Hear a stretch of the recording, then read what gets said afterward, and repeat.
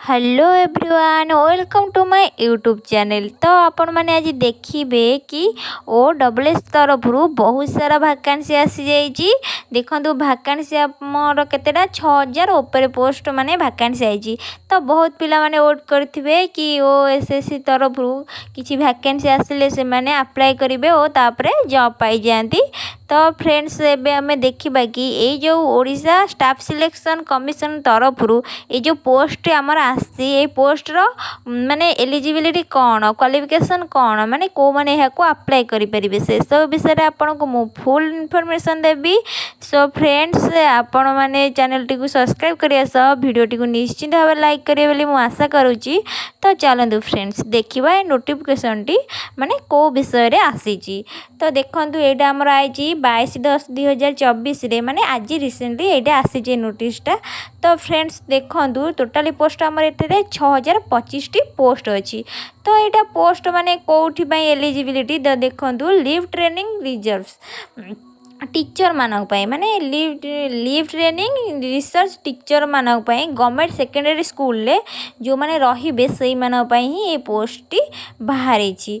तो देखंतु याको आपण ऑनलाइन ही अप्लाई कर परिबे। रजिस्ट्रेशन डेट देखंतु 30/10/2024 रु 29/11/2024 पर्यंत तार एंड डेट रही।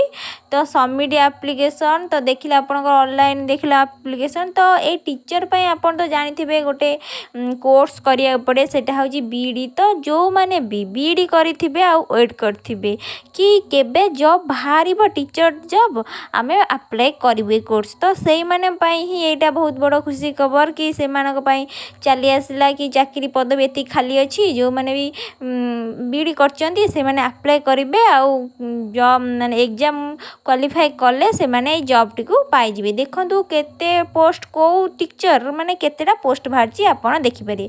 देखंतु इठे टीजीटी आर्ट्स बाहरची, टीजीटी साइंस बाहरची, टीजीटी साइंस रो बाहर तबर हिंदी टीचर बाहरची, तबर संस्कृत टीचर भी बाहरची, तेलुगु टीचर, उर्दू टीचर आउ देखते ये सब ग्रुप बी रे गले। तो ग्रुप सी रे होची फिजिकल एजुकेशन टीचर जोटा कि आपनकर पीटी टीचर कहंदी। देखंतु जो माने ग्रुप बी से मानकर दरमा देखंतु केते 35,400। तो जो माने भी गवर्नमेंट जॉब पाई जिवे मंथली से 35,400 पाई जिवे टंका। तो कदा बीडी जो करथिवे लाइफ पे चाकरी पे ता लाइफ तो पूरा जानथिवे आपण पूरा खुशी बासी। तो देखंतु जे ग्रुप सी रे पाइबे तांकर देखंतु 29,200। तो चलंतु आमे देखिबा कोथरु केते पोस्ट आसीती। तो देखंतु टीजीटी आर्ट्स रो हमर 993 टी पोस्ट आसी। फीमेल मानक पई अछि, मेल मानक पई अछि। एससी बीसी रो फीमेल मानक पई देखंतु दे देछि। एससी रो फीमेल मानक आ मेल मानक पई एन सब डिवाइडेड कर देछि। तो फ्रेंड्स आपण माने वीडियो पोज कर देखि परिबे कि आपण माने डायरेक्ट OSS रो वेबसाइट को जाई आपण पीडीएफ डाउनलोड करी देखि दे परिबे माने को पोस्ट केते आसीछि कि वुमेन केते मेन केते। तो ये सब मु आपण डिटेल्स से पीडीएफ रे देखि दे जिबे। तो तेणु जो माने भी बीडी करिथिबे से माने आ टाइम वेस्ट करिया दरकार नहीं। तो से मानक पई तो आसीगला एबे यही वैकेंसी। तो से माने बहुत खुशी है कि आपण एग्जाम पई भल से प्रिपेयर हो जांदु कि आपण को जॉब तो मिलिबो भल से यदि आपण एग्जाम क्लियर कर दउजंदी। तो फ्रेंड्स देखंतु एथेरे आपणकर एज भी रही। एज आपणकर 21 एज टू माने 38 पर्यंत आपण अप्लाई करि परिबे। तो आपण तो जानिथिबे ओडिशा जॉब भितरे बेस्ट जॉब होची टीचर जॉब। टीचर जॉब एमिति कि पिला मानक छुट्टी सहित आपणकर भी छुट्टी रहइबो। तो एई टीचर जॉब रे बहुत छुट्टी मिली थाए।